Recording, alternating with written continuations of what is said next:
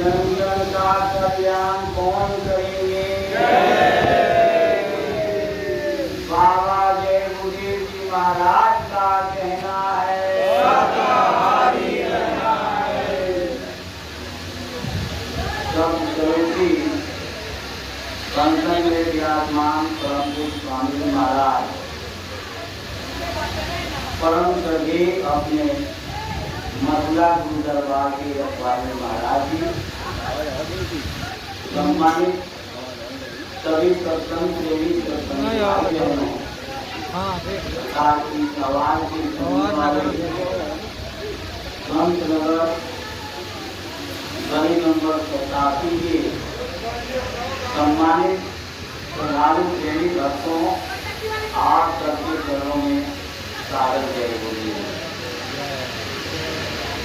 सबसे पहले मैं जय गुरुदेव नाम के विषय में थोड़ा सा बता दूं, क्योंकि हमारे जो भाई लोग रोज सुनते जानते हैं, लेकिन जो लोग अपने घरों में अभी तक हैं या अपने घर से निकल के इस सत्संग पंडाल में विराजमान है, बहुत से लोगों को संभा है अभी, तो संख्या जो है सबके नाश का कारण होता है, इसलिए शंका दूर होना चाहिए। देखिए, जब तक इसका फायदा नहीं होता तब तक बच्चे का माता पिता नाम नहीं रखते। जब बच्चे की शक्ल माता पिता के सामने होती है तब लोग अपने पंडित से, पुरोहित से, अपने गुरु से, अपने घर परिवार के श्रेष्ठ बड़े लोगों से उसका नाम रखवाते। उसी तरह से जब आदि संत कबीरदास आए और उन्होंने गुरु रामानंद जी से रास्ता देने की साधना किया और जब अपने सूरत को अनामी लोक में पहुंचाया और अपने गुरु को अनामी लोक के स्थान पर विराजमान पाया, तो उन्होंने उस मालिक का नाम साहब रखा। उन्होंने लिखा, साहब से इसका भूत है, बंदे से कठिनाई, गाय को पर्वत करे, पर्वत गाय माए। कबीर साहब ने साहब नाम दिया। उसके बाद अयोध्या में पंडित साहब आए, उन्होंने भी उस स्थान तक पहुंचने के लिए गुरु बनाया और गुरु के बताए हुए रास्ते पर चल करके जब साधना करके अनामी लोक में पहुंचे तो उन्होंने भी जब उस प्रभु का दर्शन दीदार किया तो उस भगवान का, अपने गुरु का, अनामी मालिक का नाम उन्होंने सतनाम ले लिया। अभी आपके राजस्थान चित्तौड़गढ़ में मीराबाई पैदा हुई थी। उन्होंने जब गुरु चरणदास जी से रास्ता लेकर के, रैदास जी से रास्ता लेकर के और उन्होंने भगवान का जब दर्शन दीदार किया तो भगवान का नाम गिरधर गोपाल रख दिया। आपके नानक साहब आए, उन्होंने भी गुरु बनाया और उन्होंने साधना की, गुरु की भक्ति की, गुरु से प्रेम किया और जब वो मालिक का दर्शन दीदार किए तो उन्होंने मालिक का नाम वाहिगुरु रख दिया। उसी तरीके से वो स्वामी जी महाराज जिन्होंने रामचरितमानस लिखा, जिन्होंने रामचरितमानस लिखा, विनय पत्रिका, दुहावनी, कवितावली, भट्ट रामायण, सबसे लास्ट में हनुमान चालीसा लिखा, वो तो स्वामी जी महाराज ने भी राम नाम को जगाया। वो स्वामी जी महाराज ने राम नाम को जगाया। उसी तरीके से शिवजा जी महाराज आगरा में आए और उन्होंने बड़े स्वामी जी महाराज को गुरु बना करके साधना किया और मालिक का दर्शन दीदार किया तो मालिक का नाम उन्होंने राधा स्वामी रख दिया। राधा मने आत्मा, स्वामी मने परमात्मा। गुरु महाराज आए, इनकी एक तस्वीर आपके सामने रखी हुई है। इनके गुरु ने जय गुरुदेव नाम प्रभु का, भगवान का बताया, लेकिन गुरु महाराज ने जब साधना किया और जब अनामी लोक में पहुंचे तो अपने गुरु को देखा कि मेरे गुरु ही सब कुछ है। गुरु महाराज ने विचार किया कि रामायण, गीता, वेद, पुराण, शास्त्र सबके गंगा, जमुना, तीरथ, व्रत, मूरत, ये धार्मिक स्थान और जितने भी महापुरुष आए, जिन लोगों ने भगवान का दर्शन दीदार किया, उन लोगों ने अपने अनुभव को भी धार्मिक पुस्तकों के रूप में लिख के रखा और लोग उसको पढ़ते भी हैं। लेकिन मेरे गुरु महाराज नहीं मिले होते तो मुझे आत्मा का ज्ञान नहीं होता, परमात्मा का ज्ञान नहीं होता, और आत्मा इस प्रदेश में आके कैसे फंस गई और इस प्रदेश से कैसे निकल के अपने देश में पहुंचेगी, इसके लिए किसकी मदद की जरूरत है, गुरु का क्या काम है, गुरु किस लिए बनाते हैं, ये कुछ भी ज्ञान नहीं होता। तो गुरु महाराज ने जय गुरुदेव नाम बताया मालिक का, और अभी पंकज जी महाराज को मौजूदा मथुरा आश्रम में सारी व्यवस्था को देख रहे हैं, साथ ही गुरु महाराज के मिशन को, कार्यक्रम को आगे बढ़ा रहे हैं पूरी निष्ठा और लगन के साथ। उन्होंने कहा कि अनादि लोक के आगे भी अगर कोई लोक है तो उस लोक का मालिक मेरे गुरु। हम जानते नहीं गुरु कहते किसे। गुरु जैसे लकड़ी को आप आग में डाल दोगे जलते हुए तो लकड़ी भी जल जाएगी, तो आपको पता नहीं लगेगा कि ये कोई कह नहीं सकता कि ये लकड़ी है, सब उसको आग ही कहेंगे। राम भी मनुष्य शरीर में आए, कृष्ण भी मनुष्य शरीर में आए, ब्रह्मा विष्णु शंकर भी, दुर्गा भी, पार्वती भी, ये सब मनुष्य शरीर में आए। और अभी मैं कल सुन रहा था गुरु महाराज का, उसमें गुरु महाराज सुना रहे थे कि गोस्वामी जी महाराज अपने जीवन का परिचय दे रहे हैं, जिन्होंने रामचरित मानस लिखा जो राजापुर में बुंदेलखंड में अकबर के समय में पैदा हुए थे। बोले मैं भी उसी तरह से पैदा हुआ माँ के पेट से, जैसे दुनिया में माँ के पेट से लोग पैदा होते हैं, और मुझे भी कोई ज्ञान नहीं था और मुझे भी कुछ पता नहीं था, मैं भी अज्ञानी था, अंधेरे में था, और मैं कानपुर ब्राह्मण जाति का, मुझे ब्राह्मण कुल में मेरा जन्म हुआ था, मेरा परिवार भी संपन्न परिवार था, घर में किसी चीज की कमी नहीं थी, और घर में सब पढ़े लिखे विद्वान पंडित थे। लेकिन मुझे एक ही चीज की लगन थी कि मुझे कोई गुरु मिल जाए, मुझे कोई जानकार मिल जाए, मुझे कोई भेदी मिल जाए। और गुरु महाराज की दया हो गई कि मुझे महात्मा मिल गए और मुझे सब चीज का ज्ञान करा दिया। अब हम लोग बड़े ध्यान से गुरु महाराज के वचनों को, एक एक बातों को ध्यान से सुने, और मैं प्रार्थना निवेदन करूंगा, बराबर करता हूँ कि आप लोग घर बार का काम छूट जाए, इतने देर में पुस्तक से करूँ और यहाँ आके सो जाओ, यहाँ आके सो जाओ, कोई लाभ नहीं हुआ। दीन गंवाया दुनिया कोई, ना गिरही बैरागी डोरी, दोनों में से कोई हाथ नहीं लगा, ना संसार इकट्ठा का कुछ और ना अध्यात्म का तनिक भी लाभ ले सके हम लोग। इसलिए आँख खोल के चेतन की स्थिति में मेरे पास वो अमर संदेश रखा हुआ है। मैं बार बार गुरु महाराज के वचन को दोहराता हूँ कि गुरु महाराज ने अपने गाल पर थप्पड़ मारा था, जिनकी तस्वीर है उनकी बात कर रहा हूँ मैं। मेरे पास अमर संदेश रखा हुआ है। आज जिसको भरोसा नहीं हो, नींद आती हो, वो हमारे से अमर संदेश लेके पढ़ लेंगे, नहीं बैग में मेरे पास रखा हुआ।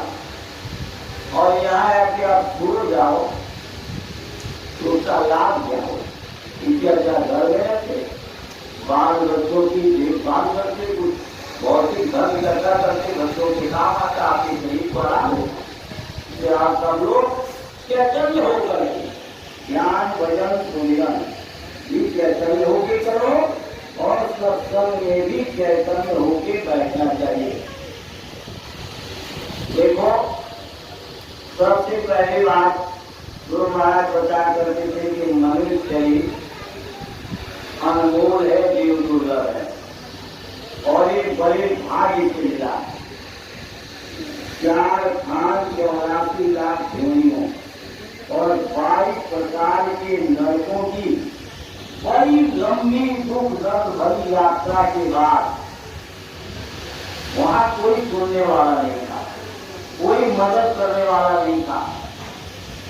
गुरु महाराज की दृष्टि पड़ी और गुरु जैसा आपका कोई नहीं, किसी लोक में किसी मंदिर में गुरु जैसा आपका हितैषी कोई है ही नहीं। अगर और कोई होता तो शायद उसको भी दया आ जाती, लेकिन उनको दया नहीं आई। इनके लिए सारा जीवन आपने लगाया। गधा जो है गंदे कपड़ों का वजन धोता है, धोती कटी हुई घास भी नहीं डालता, नदी में गंदा पानी पी के अपने प्यास को बुझा लेता, लेकिन धोबी को दया नहीं आई कि आपके जीवात्मा का वो कुछ भला करता है, क्योंकि जो आत्मा उस हृदय के अंदर वही मन शरीर करता है। सदगुरु आपके अपने हितैषी हैं, इसलिए सदगुरु ने दया किया और सदगुरु से प्रार्थना करके आपको ये अनमोल मानव कर निभाया। कुछ हमारे शुभ कर्म इकट्ठे हुए, उसका कुछ लाभ मिला और कुछ गुरु महाराज की दया हो गई। दया में हर से नर्तन पायो, मत करना अभिमान, मन तू भजो गुरु का।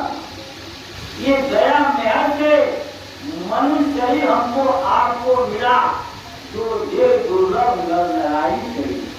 गुरु महाराज कहा करते थे ये शरीर किराए का मकान है और एक कुछ दिन के लिए मालिक ने आपको धरोहर के रूप में दिया है।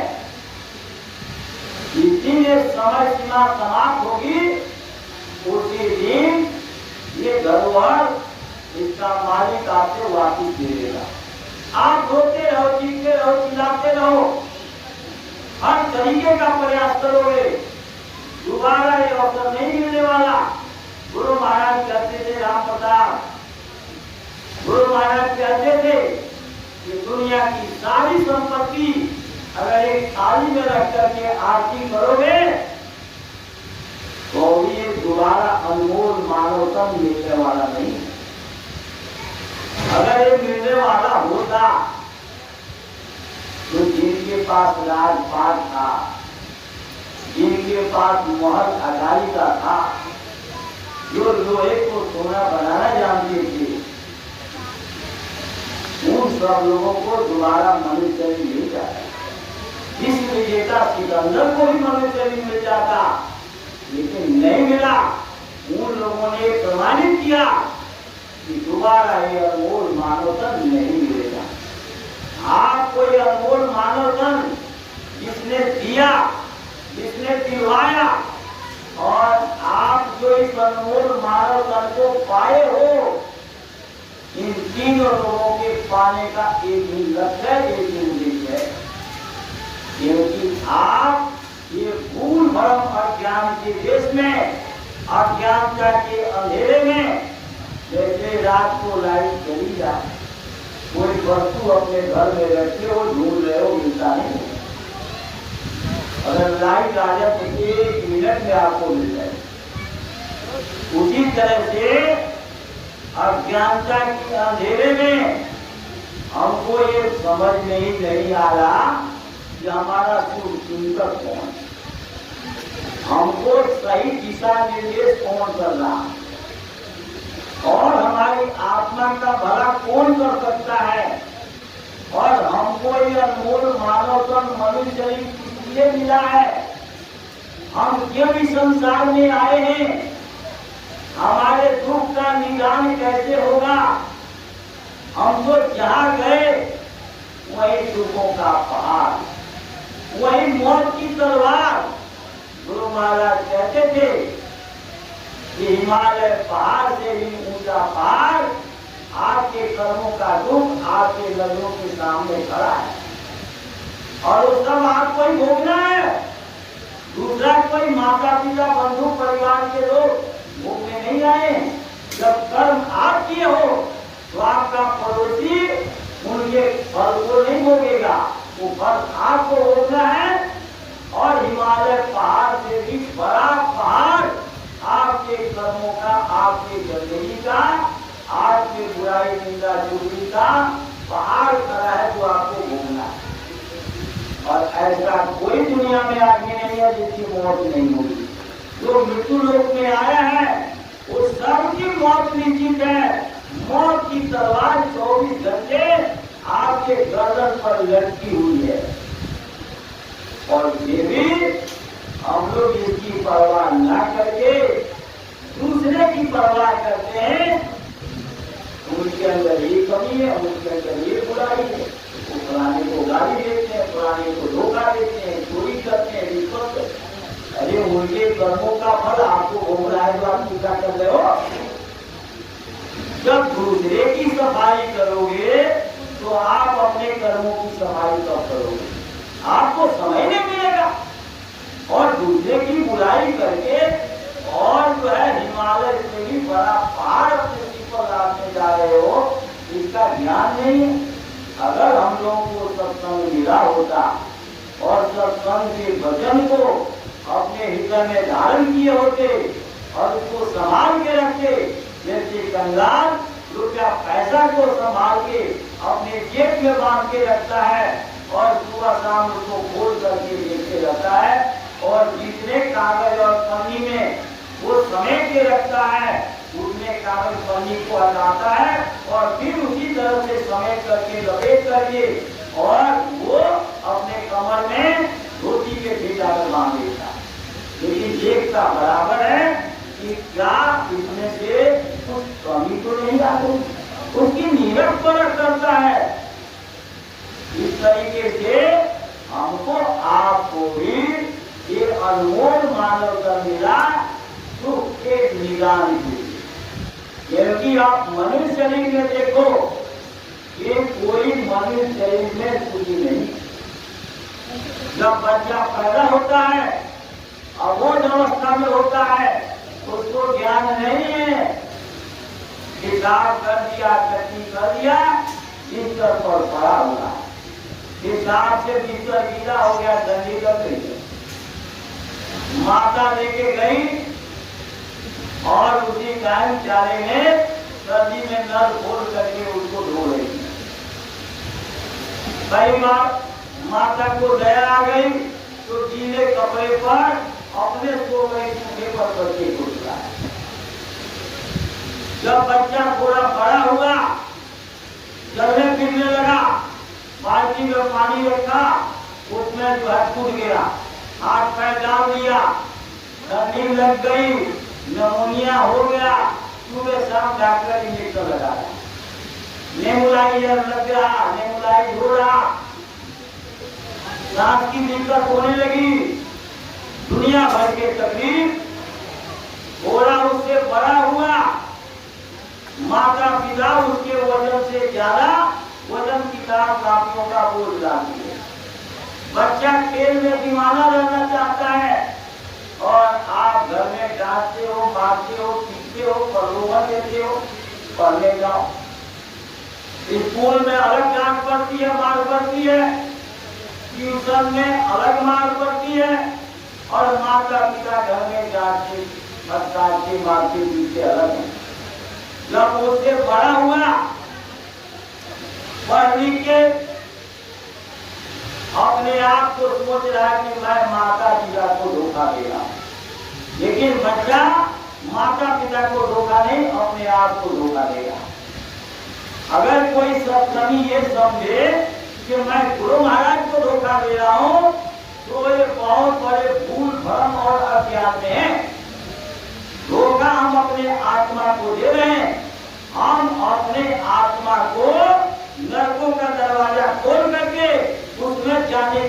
मजबूर करना। जैसे बच्चे माता पिता को धोखा नहीं देते, उस तरह से आप गुरु महाराज को धोखा नहीं दे रहे हो, अपने आप को धोखा दे रहे हो, अपने अवसर को हाथ से निकाल रहे हो। और ऐसा मौका दोबारा नहीं मिलेगा। और माता पिता ने देखा कि बच्चा बड़ा हो गया, आपने कर दी शादी। जो बच्चे का प्रेम माता पिता से था, वो शादी होते आधा प्रेम जो है पत्नी से हो गया। प्रेम में बंटवारा हो गया, पत्नी से प्रेम हो गया। और साल 2 साल के अंदर जब बच्चा पैदा हो गया, तो जो आधा प्रेम माता पिता से था, वो पूरा प्रेम पत्नी और बच्चे से हो गया। माता पिता का अधिकार छीन गया। इस आस उम्मीद से माता पिता ने बच्चे की परवरिश की थी, इस उम्मीद को लेकर के उस पर पानी गिर गया, पानी गिर गया उस पर। और उस बच्चे को परवाह नहीं, बच्चा चाहता है 50,000 की नौकरी मिले, 10,000 की